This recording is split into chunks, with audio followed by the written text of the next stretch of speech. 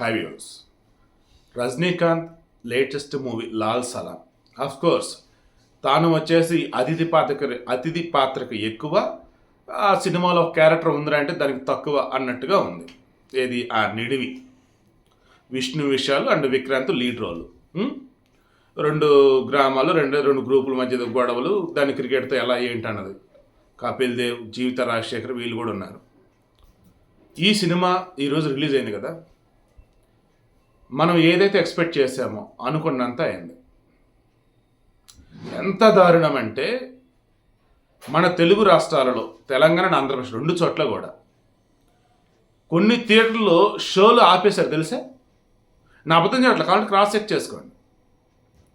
కొన్ని చోట్ల వాళ్ళు అమ్మిన టికెట్లకి సినిమా వేస్తే అయ్యే ఆ ఖర్చు ఏదైతే ఉంటుందో చెక్ చేస్తే ఈ టికెట్ల డబ్బులు రిటర్న్ నుంచి పంపడం బెటర్ అని చెప్పేసి కొన్ని చోట్ల ఆపేశారు.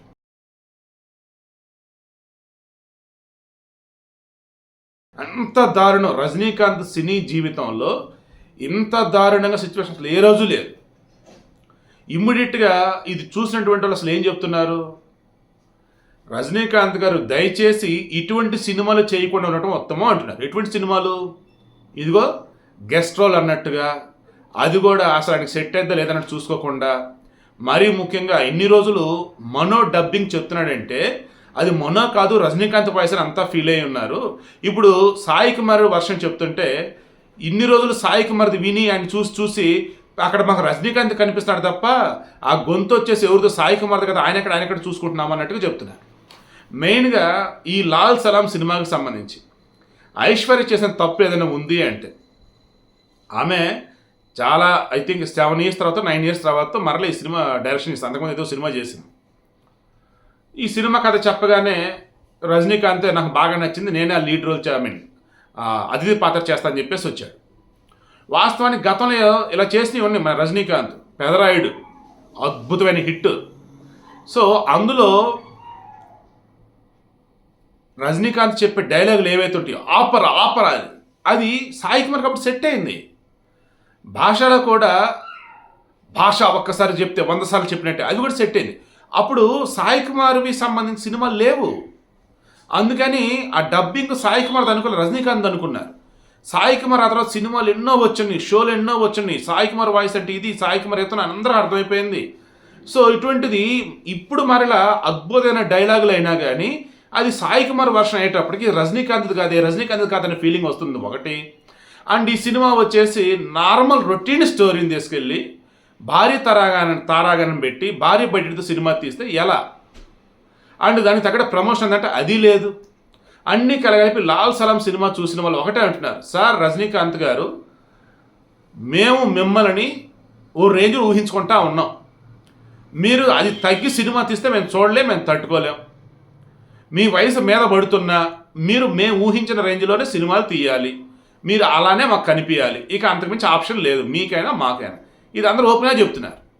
మీరు రాజకీయాల్లోకి వెళ్ళి ఏ రకంగా అయితే ప్రజలు అడుగులు వేయకుండానే ఆ దేవుడు నాకు చెప్పాడు, ఇక నాకు వద్దనుకున్నాను, నేను ఆగిపోతాను మీరు ఎలాగైతే అన్నారో, రాజకీయాలకు నేను పనికిరాని మీరు అనుకున్నారు. కారణం ఏంటి, మీరు రాజకీయాల్లోకి వెళ్దామన్న ప్రతిసారి కూడా మీకు ఏదో ఒక హెల్త్ ఇష్యూస్ లేదన్నప్పుడు ఏదో ఒక హడ్డిల్స్ వస్తూ ఉన్నాయి. సో దేవుడు హింటిస్తూ ఉన్నాడు, ఇక నేను రాజకీయాలకు రానని మీరు అనేసారు. అలాగే ఈ మధ్యకాలంలో మీరు ఎక్కడైతే గెస్ట్ రోల్స్ చేస్తూ ఉన్నారో, జగత్ బాబు సంబంధించి కథానాయకుడు ఏదో సినిమాలో చేస్తున్నారు ఫ్రెండ్ క్యారెక్టర్, ఏమైంది ఆ సినిమా అంతేం లేదు. తర్వాత ఇప్పుడు రీసెంట్గా వచ్చేసి ఇప్పుడు ఇది లాల్ సలాం ఏం లేదు. అండ్ ఈ మధ్యలో మీరు ఎక్కడన్నా చేసిన ఒకసారి క్రాస్ చెక్ చేసుకోండి. మీరు ఎప్పుడో చేసినటువంటి మెయిన్ లీడ్ రోల్లో ఉన్నటువంటి మూమెంట్లో కూడా ఒక సినిమాలో అతిథి పాత్ర చేస్తే అప్పుడు ఓకే సెట్ అయిపోయింది. బట్ ఇప్పుడు అలా కాదు సార్, రజనీకాంత్ కనిపిస్తున్నాడు అంటే చాలు అది ఓ రేంజ్లో ఉండాలని మేము ఫిక్స్ అయిపోయాను. మరి అటువంటిది మీరేంటంటే వెళ్ళి మొయినుద్దీన్ భాయ్ అన్నారు, ఓకే కుర్రాడు సంపాదిస్తే కుటుంబానికి గౌరవం, అదే సాధిస్తే దేశానికి గౌరవం. నువ్వు మతాన్ని నమ్మితే మనసులో ఉంచుకో, మానవత్వాన్ని అందరికి పంచు, భారతీయుడిగా అందరికీ ఉండాల్సిన లక్షణం ఇదే అన్నారు.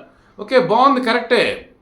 కానీ ఒక సూపర్ స్టార్ రేంజ్ ఒక నార్మల్గా ఉండే సెటిల్మెంట్ చేసే మనిషో, సఖ్యత కుదిర్చే మనిషో, ఒక క్రికెట్ ద్వారా వచ్చేసి వాళ్ళందరినీ ఏకం చేద్దామని వాళ్ళ మధ్య ఉన్నటువంటి గొడవలని పక్కగా పెట్టేసి అందరినీ ఏకం చేద్దామని మీరు అనుకున్నది ఏదైతే ఉందో అది మీరు చేయాల్సిన అవసరం. నార్మల్ చిన్న చిన్న క్యారెక్టర్ రోల్ చేసినా సరిపోద్దండి. మీ కూతురు డైరెక్షన్ చేస్తుంది కదా అని చెప్పేసి మీరు కనిపిస్తానంటే ఎలాగా? మీ పొజిషన్ వేరు, మిమ్మల్ని మేము ఊహించుకునేది వేరు అని చెప్పి కరాఖండిగా చెప్పేశారు. దాంతో ఈరోజు అంతా కూడా ఒకటే అంటున్నారు, అమ్మ ఐశ్వర్య కూతురు కదా, నువ్వు అడిగావు కదా అని చెప్పేసి మీ నాన్న చేస్తున్నాడే అనుకో, నాన్నగారు ఒకటి రెండుసార్లు మరలా ఆలోచించున్నాను, మీ రేంజ్ వేరు, నా సినిమా రేంజ్ వేరు, వద్దులేండి నువ్వే చెప్పాలి. కొన్ని రజనీకాంత్ గారు కూతురు మీద ప్రేమ ఉంటే ఉండొచ్చండి, సినిమాల ద్వారా వెళ్ళేసి నటిద్దాం చూపిద్దామంటే ఏది కాదండి. ఫుల్ లెంత్ రోల్ మీద తీసుకుని అద్భుతమైన సినిమా అయితే ఓకే, మధ్యలో ఏదో గెస్ట్ రోల్ చేద్దామంటే మీకు సెట్ కాదండి అని ఓపెన్గా చెప్పేస్తా ఉన్నారు. ఇదిగో ఈ సినిమా ద్వారా ప్రూవ్ అయింది కూడా అదే. చేజేతులారా ఐశ్వర్య రజనీకాంత్ ఉన్నటువంటి ఇమేజ్ని డ్యామేజ్ చేసినట్టయింది ఈ సినిమా ద్వారా.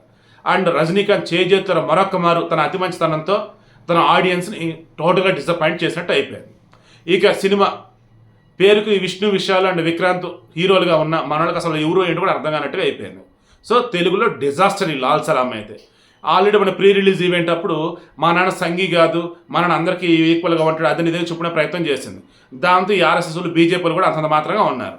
సో మొత్తంగా మన తెలుగు ప్రాంతంలో లాల్ సలాం డిజాస్టర్. అండ్ తమిళలో మంచి రివ్యూస్ వస్తూ ఉన్నాయట.